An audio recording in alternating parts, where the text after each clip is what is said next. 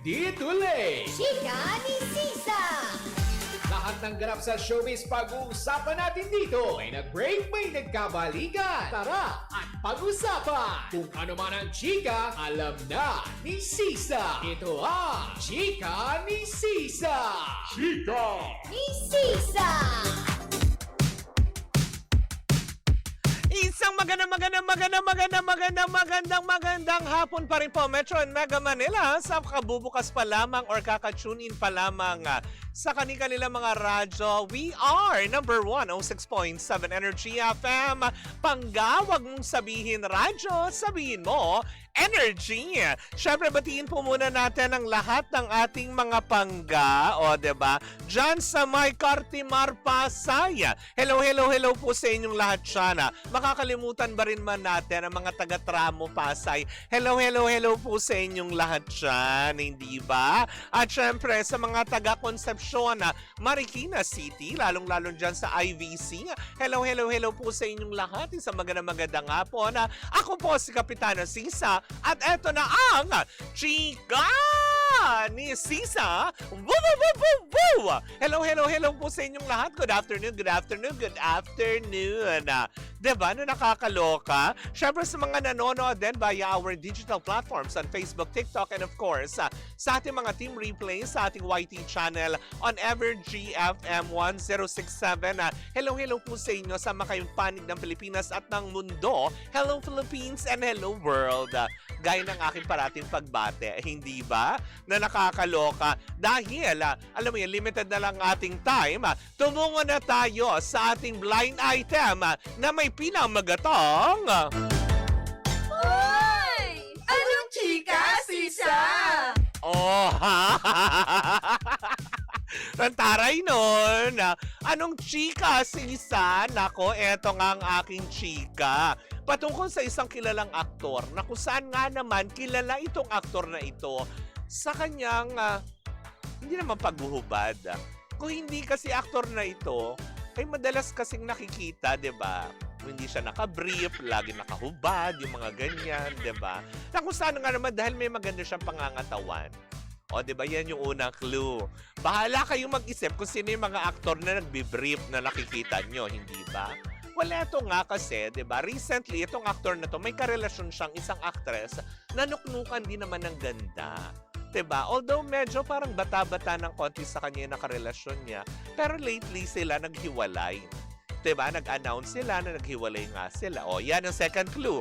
In-announce yung paghihiwalay nila, pero atin na pag-alaman pala, nung parang recently, yung recent months na akala natin na dun lang natapos yung relasyon, yun lang pala yung official announcement. Pero halos isang taon na pala silang hiwalay na. Kumbaga parang recently lang sinabi nitong ni aktor na hiwalay na nga daw sila nitong magandang actress na ito. Ang rason, 'di ba? Atin na pag-alaman mula sa isang reliable source na okay naman daw kasi itong si aktor na to, 'di ba? Napaka-sweet, napaka-ganito. Kaya lang ang totoong rason daw pala kung bakit nakipaghiwalay at although wini-win back siya ni aktor previous months or years na bago pa talaga tuluyan sila mag-anunsyo ng kanilang breakup. Actually, hindi pala sila. Yung lalaki lang kasi kaagad. Si aktor lang naman na nag-anunsyo na humiwalay na siya. Diba? Ang totoo palang reason daw is kaya humiwalay itong si actress kay aktor. Kasi minsan daw pala itong parang nag-init ang ulo ni aktor at nasampal daw ito sa mall. Sa publiko, sa pampublikong lugar, nasampal ni aktor si actress na dahilan na kung bakit nga ba tuluyan ng inayawan ni actress itong si aktor. Eh ngayon ang chika, si aktor Jeff Tad Oliveros. Bakit hindi si Enchong? O ano ka? Bakit si Enchong? Diba? Makinig ka kasi munang mabuti. Etong aktor na ito, kilala nga ito dahil nga syempre, diba? Hindi na siya bago sa industriya. May umukit na rin siya ng pangalan. Lalo sa mga brief na suot-suot niya. Habang kumakanta ng hawak ko ang brief, hawak ko ang brief. Ganon, hindi. Di ko pa siya nakitang sumayaw. Parang, Oo, hindi ko siya nakitang sumaya. 'Di ba? So eto na nga, eto pala ang level na ito na kumbaga parang ang sabi daw ng ating tsismosang kapitbahay, kaya daw pala iniwan siya at si girl humanap na lang ng ordinaryong tao na makakarelasyon. Kasi nga naman, dahil dito sa kanyang parang domestic violence na kanyang naranasan kay aktor. Eh ngayon, si aktor, merong karelasyon daw. Although hindi pa naman alam kung, alam mo yon, umami na ba sila. Meron isang karelasyon na maganda din, na bagong actress. Oh, ngayon, sabi ng mga tao, nako, sa ganda nitong bagong actress na to, mag-iingat din siya dahil pag kinrompalo siya talaga, baka ngumiwi yung mukha niya. Dahil yung karelasyon nitong kilalang aktor na ito, 'di ba? Dahil sa kanyang past, patungkol nga dito sa kanyang pananakit di umano kay actress na kung bakit tuluyan na siyang iniwan at inayawan, ay sabi nga baka, alam mo yun, sana hindi maranasan itong bagong jowa na or bagong kinakasama or bagong nililigawan. Hindi ba na nakakaloka? Sabi naman nito, Hoy, Jeff Tad Oliveros, grabe ka. Masyado ka namang bayulente. Hindi ganon. Walang ganon.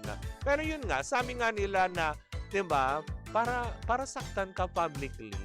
Di ba? Yun lang yung pag-alaman natin na nasampal daw kasi talaga.